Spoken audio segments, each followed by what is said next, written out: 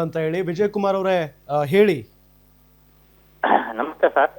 ನಮಸ್ತೆ ನಮಸ್ತೆ ಹೇಳಿ ಸರ್, ಇದು ನೋಡಿದ್ರೆ ಭಾರಿ ಒಂದು ನೋವಾಗ್ತದೆ ಸರ್, ಇಂಥ ಸಂಗತಿಗಳು ನೋಡಿದ್ರೆ. ಹಾ ಈ ಸರ್ಕಾರ ಒಂದು ಜಾಗೃತಿ ಮೂಡಿಸ್ಬೇಕು ಸರ್ ಇದ್ರ ಬಗ್ಗೆ.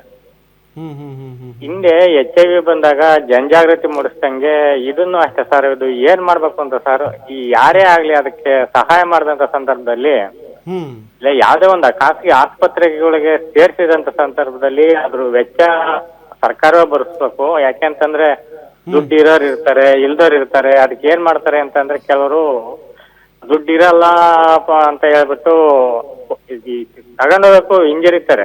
ಹೋದ್ರೆ ನಮ್ಮ ಮೇಲೆ ಎಲ್ಲಿ ಬರ್ತದೋ ಅಂತ ಹಿಂಜರಿತಾರೆ. ಹ್ಮ್ ಇದ್ರ ಬಗ್ಗೆ ಸರ್ಕಾರ ಏನಾದ್ರೂ ಒಂದು ಗಮನ ಹರಿಸಿ ಅದಕ್ಕೆ ಒಂದು ವ್ಯವಸ್ಥೆ ಮಾಡ್ಬೇಕು ಸರ್.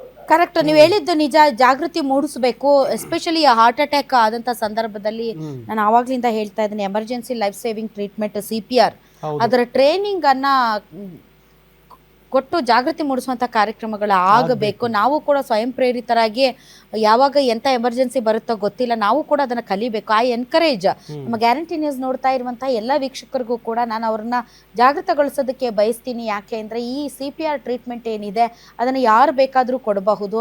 ಅದು ಗೋಲ್ಡನ್ ಅವರಲ್ಲಿ ಒಬ್ಬ ವ್ಯಕ್ತಿಗೆ ಹಾರ್ಟ್ ಅಟ್ಯಾಕ್ ಆಗಿರೋರಿಗೆ ಅದು ತುಂಬ ತುಂಬ ಲೈಫ್ ಸೇವಿಂಗ್ ಟ್ರೀಟ್ಮೆಂಟ್ ಆಗುತ್ತೆ.